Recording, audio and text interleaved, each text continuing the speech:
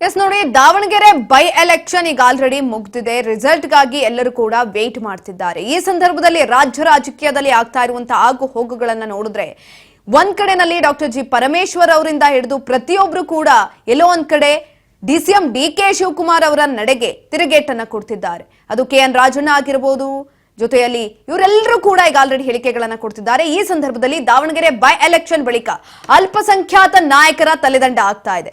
ತಲೆದಂಡಕ್ಕೆ ಪಕ್ಷದಲ್ಲೇ ಅಸಮಾಧಾನದ ಒಂದು ಕಿಚ್ಚು ಅನ್ನೋದು ಹೆಚ್ಚಾಗ್ತಾ ಇದೆ. ಯಾಕಂತ ಅಂದ್ರೆ ಸಿಎಂ ಸಿದ್ದರಾಮಯ್ಯನವರ ಆಪ್ತ ಬಣದಿಂದ ಈ ಒಂದು ತಲೆದಂಡ ಆಗ್ತಾ ಇರುವಂತದ್ದು. ಸಿಎಂ ಸಿದ್ದರಾಮಯ್ಯನವರ ಬಣದಲ್ಲಿ ಗುರುತಿಸಿಕೊಂಡಿರುವಂತಹ ನಾಯಕರ ತಲೆದಂಡ ಆಗ್ತಾ ಇದೆ. ತಲೆದಂಡಕ್ಕೆ ಪಕ್ಷದಲ್ಲಿ ಅಸಮಾಧಾನ ಹೆಚ್ಚಾಗ್ತಾ ಇದೆ. ಜಬ್ಬಾರ್ ನಜೀರ್ ಅಹಮದ್ ರಾಜೀನಾಮೆ ವಾಪಸ್ ಪಡೆಯುವ ಚಿಂತನೆಯನ್ನ ಕೂಡ ನಡೆಸಲಾಗ್ತಾ ಇದೆ. ಏಕಾಏಕಿ ರಾಜೀನಾಮೆ, ಪಕ್ಷದಲ್ಲಿ ನಾಯಕರ ಅಸಮಾಧಾನ ಭುಗಿಲೆದ್ದಿದೆ. ದಾವಣಗೆರೆ ಬೈ ಎಲೆಕ್ಷನ್ ರಿಸಲ್ಟ್ ಬರುವ ಮೊದಲೇ ಕ್ರಮ ಯಾಕೆ ಅನ್ನುವಂತಹ ಪ್ರಶ್ನೆ ಕೂಡ ಉಲ್ಬಣ ಆಗ್ತಾ ಇದೆ. ನೋಟಿಸ್ ಕೊಟ್ಟು ವಿವರಣೆಯನ್ನ ಪಡಿಬಹುದಿತ್ತು ಅಂತ ಸಲಹೆಯನ್ನ ಕೊಡಲಾಗ್ತಾ ಇದೆ. ಏಕಾಏಕಿ ನಿರ್ಧಾರದಿಂದ ಪಕ್ಷಕ್ಕೆ ಡ್ಯಾಮೇಜ್ ಹೆಚ್ಚಾಗುವಂತಹ ಸಾಧ್ಯತೆ ಇದೆ. ಸದ್ಯಕ್ಕೆ ಯಾವುದೇ ಕ್ರಮವನ್ನ ತೆಗೆದುಕೊಳ್ಳೋದು ಬೇಡ ಎಂಬ ನಿರ್ಧಾರ. ಈ ವಿಚಾರವಾಗಿ ಡಿಸಿಎಂ ಬಳಿ ಚರ್ಚೆ ಮಾಡಿದ್ದಾರೆ ಸಚಿವ ಸತೀಶ್ ಜಾರಕಿಹೊಳಿ. ಎಲ್ಲ ಹೈಕಮಾಂಡ್ ಸೂಚನೆಯಂತೆ ಮಾಡಿದ್ದೇನೆ ಅಂತ ಡಿಸಿಎಂ ಡಿಕೆ ಶಿವಕುಮಾರ್ ಹೇಳಿದ್ದಾರೆ. ಹೈಕಮಾಂಡ್ ಜೊತೆ ಈ ಬಗ್ಗೆ ಚರ್ಚಿಸುತ್ತೇನೆ ಅಂತ ಕೂಡ ಡಿಸಿಎಂ ಡಿಕೆಶಿ ಈ ಸಂದರ್ಭದಲ್ಲಿ ಹೇಳಿರುವಂತದ್ದು. ದಾವಣಗೆರೆ ಬೈ ಎಲೆಕ್ಷನ್ ಆಯಿತು. ಬೈ ಎಲೆಕ್ಷನ್ ಬಳಿಕ ರಿಸಲ್ಟ್ಗಾಗಿ ವೇಟ್ ಮಾಡ್ತಾ ಇದ್ದಾರೆ. ಈ ಸಂದರ್ಭದಲ್ಲಿ ಜಬ್ಬಾರ್ ಹಾಗೂ ನಜೀರ್ ಅಹಮದ್ ಅವರ ರಾಜೀನಾಮೆಯನ್ನ ವಾಪಸ್ ಪಡೆಯುವಂತೆ ಚಿಂತನೆಯನ್ನ ಕೂಡ ನಡೆಸಲಾಗ್ತಾ ಇದೆ. ಏಕಾಏಕಿ ರಾಜೀನಾಮೆಯನ್ನ ಪಡೆದುಕೊಂಡಿದ್ದೆ ಯಾಕೆ? ಪಕ್ಷದಲ್ಲಿ ಅಸಮಾಧಾನದ ಹೊಗೆ ಭುಗಿಲೆದ್ದೇಳ್ತಾ ಇದೆ. ಇದೀಗ ರಿಸಲ್ಟ್ ಬರೋದಕ್ಕಿಂತ ಮುಂಚೆಲೆ ಈ ಕ್ರಮವನ್ನ ಯಾಕೆ ತೆಗೆದುಕೊಳ್ಳಬೇಕಾಗಿತ್ತು? ರಿಸಲ್ಟ್ ಬರೋವರೆಗೂ ವೇಟ್ ಮಾಡಬಹುದಿತ್ತಲ್ವಾ? ಏಕಾಏಕಿ ನಿರ್ಧಾರದಿಂದ ಪಕ್ಷಕ್ಕೆ ಕೂಡ ಡ್ಯಾಮೇಜ್ ಹೆಚ್ಚಾಗುವಂತಹ ಸಾಧ್ಯತೆ ಇದೆ. ಸದ್ಯಕ್ಕೆ ಯಾವುದೇ ರೀತಿಯಾದಂತಹ ಕಠಿಣ ಕ್ರಮ ಬೇಡ ಎಂಬ ನಿರ್ಧಾರ. ವಿಚಾರಕ್ಕೆ ಸಂಬಂಧಪಟ್ಟಂತೆ ಡಿಸಿಎಂ ಬಳಿ ಸಚಿವ ಸತೀಶ್ ಜಾರಕಿಹೊಳಿ ಕೂಡ ಮಾತನಾಡಿದ್ದಾರೆ. ಈ ಸಂದರ್ಭದಲ್ಲಿ ಡಿಸಿಎಂ ಡಿಕೆ ಶಿವಕುಮಾರ್ ಹೇಳಿರುವಂತದ್ದು ಎಲ್ಲವೂ ಕೂಡ ಹೈಕಮಾಂಡ್ ಮೇರೆಗೆ ಆಗ್ತಾ ಇದೆ. ಹೈಕಮಾಂಡ್ ಯಾವ ಸೂಚನೆಯನ್ನ ಕೊಟ್ಟಿದ್ರು ಆ ಸೂಚನೆಗೆ ತಕ್ಕಂತೆ ನಾನು ಡಿಸಿಷನ್ ಅನ್ನ ತೆಗೆದುಕೊಂಡಿದ್ದೀನಿ ಅಂತ ಡಿಸಿಎಂ ಡಿಕೆ ಶಿವಕುಮಾರ್ ಅವರು ಹೇಳಿದ್ದಾರೆ. ಸಚಿವ ಸತೀಶ್ ಜಾರಕಿಹೊಳಿ ಮಾತನಾಡಿದಂತಹ ಸಂದರ್ಭದಲ್ಲಿ ದಾವಣಗೆರೆ ಬೈ ಎಲೆಕ್ಷನ್ ಮುಗ್ದೋಗಿದೆ, ರಿಸಲ್ಟ್ಗಾಗಿ ವೇಟ್ ಮಾಡ್ತಿದ್ದಾರೆ. ಈ ಸಂದರ್ಭದಲ್ಲಿ ಈ ರೀತಿಯಾದಂತಹ ಆಗು ಹೋಗುಗಳು ರಾಜ್ಯ ರಾಜಕೀಯದಲ್ಲಿ ಆಗ್ತಾ ಇರುವಂತದ್ದು.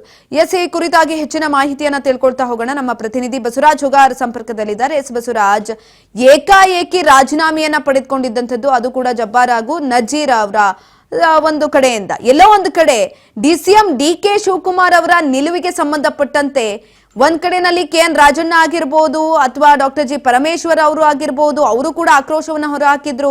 ಸಿಎಂ ಸಿದ್ದರಾಮಯ್ಯನವರ ಬಣದಿಂದ ಈ ರೀತಿಯಾಗಿ ಆಗ್ತಾ ಇದೆ, ಅವರ ತಲೆದಂಡ ಆಗ್ತಾ ಇದೆ, ಅವರ ಒಂದು ಆಪ್ತ ಬಣದಲ್ಲಿ ಗುರುತಿಸಿಕೊಂಡಿರುವಂತಹ ನಾಯಕರ ತಲೆದಂಡ ಮಾಡ್ತಾ ಇರುವಂತದ್ದು ಯಾಕೆ? ರಿಸಲ್ಟ್ ಬರೋವರೆಗೂ ವೇಟ್ ಮಾಡಬಹುದಿತ್ತಲ್ಲ ಅನ್ನುವಂತಹ ಪ್ರಶ್ನೆ ಕಾಡ್ತಾ ಇದೆ. ಹೆಚ್ಚಿನ ಮಾಹಿತಿ ಕೊಡೋದಾದ್ರೆ ಸುಕನ್ಯಾ, ದಾವಣಗೆರೆ ದಕ್ಷಿಣ ವಿಧಾನಸಭಾ ಕ್ಷೇತ್ರದ ಉಪ ಚುನಾವಣೆಯ ಫಲಿತಾಂಶಕ್ಕೂ ಮುನ್ನವೇ ಕಾಂಗ್ರೆಸ್ ಪಾಳೆಯದಲ್ಲಿ ಅಲ್ಪಸಂಖ್ಯಾತ ಸಮುದಾಯಗಳ ನಾಯಕರ ಒಂದು ತಲೆದಂಡ ಕೂಡ ಆಗಿರ್ತಕ್ಕಂಥದ್ದು.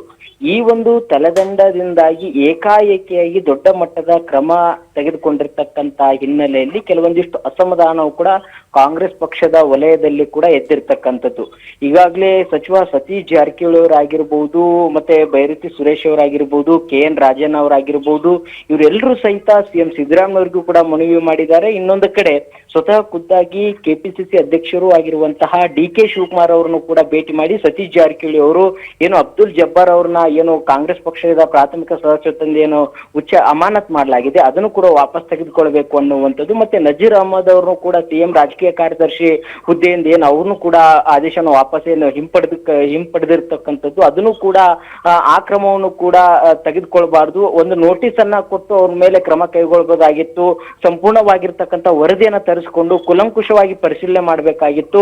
ಆದ್ರೆ ಏಕಾಏಕಿಯಾಗಿ ಈ ರೀತಿಯಾಗಿರ್ತಕ್ಕಂಥ ಕ್ರಮ ತೆಗೆದುಕೊಂಡಿರ್ತಕ್ಕಂಥ ಹಿನ್ನೆಲೆಯಲ್ಲಿ ಎಲ್ಲೋ ಒಂದು ಕಡೆ ಇದು ಸಮುದಾಯಗಳ ಒಂದು ಟಾರ್ಗೆಟ್ ಮಾಡ್ಲಾಗ್ತಾ ಇದೆಯೋ ಅನ್ನುವಂಥದ್ದು ಕೂಡ ಜನರು ಕೂಡ ಈ ಬಗ್ಗೆ ಕೂಡ ಸಾಕಷ್ಟು ಚರ್ಚೆ ಮಾಡ್ತಾ ಇದ್ದಾರೆ. ಹಾಗಾಗಿ ನೀವು ಅದನ್ನ ಪರಿಶೀಲನೆ ಮಾಡಬೇಕಿತ್ತು ಅನ್ನುವಂಥದ್ದು ಡಿಕೆ ಶಿವಕುಮಾರ್ ಅವರಿಗೂ ಕೂಡ ಸತೀಶ್ ಜಾರಕಿಹೊಳಿ ಅವರು ಕೂಡ ಹೇಳಿರ್ತಕ್ಕಂಥದ್ದು. ಆ ಒಂದು ಸಂದರ್ಭದಲ್ಲಿ ಡಿಕೆ ಶಿವಕುಮಾರ್ ಅವರು ನನ್ನದು ಯಾವುದು ಕೂಡ ಇಲ್ಲ, ಅದು ಹೈಕಮಾಂಡ್ಗೆ ಒಂದು ವರದಿ ಹೋಗಿದೆ, ಅವರ ಆ ಒಂದು ವರದಿ ಹಿನ್ನೆಲೆ ಒಂದಿಷ್ಟು ಸೂಚನೆ ಕೊಟ್ಟಿದ್ದಾರೆ. ಆ ಸೂಚನೆ ಮೇರೆಗೆ ನಾನು ಅವ್ರು ಹೇಳಿದಂತೆ ಮಾಡಿದ್ದೇನೆ ಹೊರತು ನಾನು ಯಾವುದೇ ರೀತಿ ಕೂಡ ಈ ಕ್ರಮವನ್ನು ಕೈಗೊಂಡಿಲ್ಲ ಅನ್ನುವಂಥದ್ದು ಸಮಜಾಯಿಷಿಯನ್ನ ಡಿ.ಕೆ. ಶಿವಕುಮಾರ್ ಅವರು ಸತೀಶ್ ಜಾರಕಿಹೊಳಿ ಅವರು ಹೇಳಿರ್ತಕ್ಕಂಥದ್ದು. ಆದ್ರೆ ಸುಕನ್ಯಾ ಸಿಎಂ ಸಿದ್ದರಾಮಯ್ಯವರ ಆಪ್ತ ಬಣದಲ್ಲಿ ಒಂದಿಷ್ಟು ಚರ್ಚೆ ಆಗ್ತಾ ಇದೆ. ಎಲ್ಲೋ ಒಂದು ಕಡೆ ಸಿದ್ದರಾಮಯ್ಯವರ ಆಪ್ತ ಬಣದಲ್ಲಿ ಇರ್ತಕ್ಕಂಥ ನಾಯಕರನ್ನ ಟಾರ್ಗೆಟ್ ಮಾಡಲಾಗ್ತಾ ಇದೆ ಅನ್ನುವಂಥದ್ದು ಕೂಡ ಇದೀಗ ಅವರು ದೊಡ್ಡ ಮಟ್ಟದಲ್ಲಿ ಚರ್ಚೆ ಮಾಡ್ತಾ ಇದ್ದಾರೆ. ಈಗಾಗಲೇ ಸಚಿವ ಕೆ.ಎನ್. ರಾಜಣ್ಣ ಅವರು ಕೂಡ ಪರೋಕ್ಷವಾಗಿ ಕೂಡ ಡಿ.ಕೆ. ಶಿವಕುಮಾರ್ ವಿರುದ್ಧ ಕೂಡ ಹರಿಹಾಯ್ದಿರ್ತಕ್ಕಂಥದ್ದು, ಪಕ್ಷದ ವಿರೋಧ ಚಟುವಟಿಕೆ ಈ ಹಿಂದೆ ಕೂಡ ಅವರು ಕೂಡ ಮಾಡಿದ್ದಾರೆ ಅನ್ನುವಂಥದ್ದು, ಮತ್ತೆ ಶಾಮನೂರು ಶಿವಶಂಕರಪ್ಪನವರು ಕೂಡ ಮಾಡಿದ್ರು ಅನ್ನುವಂಥದ್ದು, ಮತ್ತೆ ಎಸ್ ಮಲ್ಲಿಕಾರ್ಜುನ ಅವರು ಕೂಡ ಮಾಡಿದ್ದಾರೆ ಅನ್ನುವಂಥದ್ದು. ಅವ್ರ ಬಗ್ಗೆ ಇನ್ನೂ ಕೂಡ ಕ್ರಮ ಕೈಗೊಂಡಿಲ್ಲ. ಆದ್ರೆ ನಾವು ಒಂದಿಷ್ಟು ಸಿಎಂ ಸಿದ್ದರಾಮಯ್ಯ ಆಪ್ತ ಬಣದಲ್ಲಿ ಇರ್ತಕ್ಕಂಥ ನಾಯಕರ ಮೇಲೆ ಏಕಾಏಕಿ ಕ್ರಮ ಆಗ್ತಾ ಇದೆ. ಇದು ಎಲ್ಲೋ ಒಂದು ಕಡೆ ಟಾರ್ಗೆಟ್ ಮಾಡಲಾಗ್ತಾ ಇದೆ ಅನ್ನುವಂತ ನಿಟ್ಟಿನಲ್ಲಿ ಅಸಮಾಧಾನ ಹೊರಗೆ ಹಾಕಿದ್ರು. ಹಾಗಾಗಿ ಇವೆಲ್ಲ ಅಸಮಾಧಾನದ ಹಿನ್ನೆಲೆಯಲ್ಲಿ ಇದೀಗ ಸಿಎಂ ಸಿದ್ದರಾಮಯ್ಯ ಹೈಕಮಾಂಡ್ ನಾಯಕರಿಗೂ ಕೂಡ ಒಂದಿಷ್ಟು ಕ್ಲಾರಿಟಿ ಕೊಡುವಂತ ಪ್ರಯತ್ನ ಮಾಡಿದ್ದಾರೆ. ಮತ್ತೆ ಡಿ.ಕೆ. ಶಿವಕುಮಾರ್ ಅವರು ಕೂಡ ಹೈಕಮಾಂಡ್ ನಾಯಕರ ಜೊತೆ ಚರ್ಚಿಸಿ ನಾನು ಮುಂದಿನ ನಿರ್ಧಾರ ತೆಗೆದುಕೊಳ್ತೇವೆ ಅನ್ನುವಂತ ಮಾತನ್ನು ಕೂಡ ಹೇಳಿದ್ದಾರೆ ಅನ್ನುವಂತ ಮಾಹಿತಿ ಇದೆ. ಹಾಗಾಗಿ ಡ್ಯಾಮೇಜ್ ಕಂಟ್ರೋಲ್ ನ ಮಾಡ್ಲಿಕ್ಕೆ ಈಗ ಅವರ ಏನು ಒಂದಿಷ್ಟು ಕ್ರಮ ತೆಗೆದುಕೊಂಡಿರ್ತಾರೆ ಅದನ್ನು ವಾಪಸ್ ತೆಗೆದುಕೊಂಡು ಒಂದು ನೋಟಿಸ್ ಅನ್ನ ಕೊಡುವ ಮುಖಾಂತರ ಒಂದಿಷ್ಟು ಡ್ಯಾಮೇಜ್ ಕಂಟ್ರೋಲ್ ಮಾಡುವಂತ ಎಲ್ಲಾ ಸಾಧ್ಯತೆ ಕೂಡ ಇದೆ. ಸುಕನ್ಯಾ, ಧನ್ಯವಾದಗಳು ಬಸವರಾಜ್ ಹುಗಾರ್ ಹೆಚ್ಚಿನ ಮಾಹಿತಿಗಾಗಿ. ನೋಡಿ, ಪಕ್ಷದಲ್ಲಿ ಈ ಪಕ್ಷ ವಿರೋಧಿ ಚಟುವಟಿಕೆಗಳನ್ನ ಮಾಡೋ ವಿಚಾರಕ್ಕೆ ಸಂಬಂಧಪಟ್ಟಂತೆ ಶಾಮನೂರು ಶಿವಶಂಕರಪ್ಪ ಅವರು ಕೂಡ ಇದೇ ವಿಚಾರವನ್ನ ಮಾಡಿದ್ರು. ಯಾಕಂತ ಅಂದ್ರೆ ಶಿವಮೊಗ್ಗದಲ್ಲಿ ಒಂದು ಕ್ಯಾಂಪೇನ್ ಆಗ್ತಿದ್ದಂತ ಸಂದರ್ಭದಲ್ಲೂ ಕೂಡ ಶಾಮನೂರು ಶಿವಶಂಕರಪ್ಪ ಅವರು ಇದೇ ರೀತಿಯಾಗಿ ಪಕ್ಷ ವಿರೋಧಿ ಚಟುವಟಿಕೆಯನ್ನ ಮಾಡ್ತಿರ್ತಾರೆ. ಅವರು ಕಾಂಗ್ರೆಸ್ ನಲ್ಲಿ ಇದ್ಕೊಂಡು ಬಿಜೆಪಿ ಪರವಾಗಿ ಮತಯಾಚನೆಯನ್ನ ಕೂಡ ಮಾಡಿದ್ರು. ಆ ಸಂದರ್ಭದಲ್ಲಿ ಯಾವುದೇ ರೀತಿಯಾದಂತಹ ಕ್ರಮವನ್ನ ತೆಗೆದುಕೊಳ್ಳಿಲ್ಲ. ಇದೀಗ ಜಬ್ಬಾರ್ ಹಾಗೂ ನಜೀರ್ ಅಂತ ಬಂದ ಕ್ಷಣ ಯಾಕೆ ಈ ರೀತಿಯಾದಂತಹ ಕ್ರಮವನ್ನ ತೆಗೆದುಕೊಳ್ತಾ ಇರೋದು ಅಂತ ಕೂಡ ಹೇಳಿದ್ರು.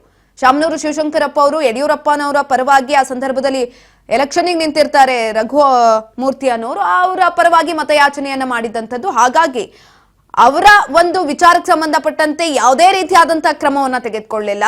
ಆದ್ರೆ ಇದೀಗ ಇನ್ನೂ ರಿಸಲ್ಟೇ ಬಂದಿಲ್ಲ. ದಾವಣಗೆರೆ ಬೈ ಎಲೆಕ್ಷನ್ದು ರಿಸಲ್ಟ್ ಬರೋದಕ್ಕಿಂತ ಮುಂಚೆಲಿ ಯಾಕೆ ಸಿಎಂ ಸಿದ್ದರಾಮಯ್ಯನವರ ಆಪ್ತಮಂಡಲದಲ್ಲಿ ಗುರುತಿಸಿಕೊಂಡಿರುವಂತಹ ಅಹಿಂದ ನಾಯಕರ ತಲೆದಂಡ ಆಗ್ತಾ ಇರುವಂತದ್ದು ಅನ್ನುವಂತಹ ಪ್ರಶ್ನೆ ಇದೀಗ ಕಾಣಿಸ್ತಾ ಇದೆ.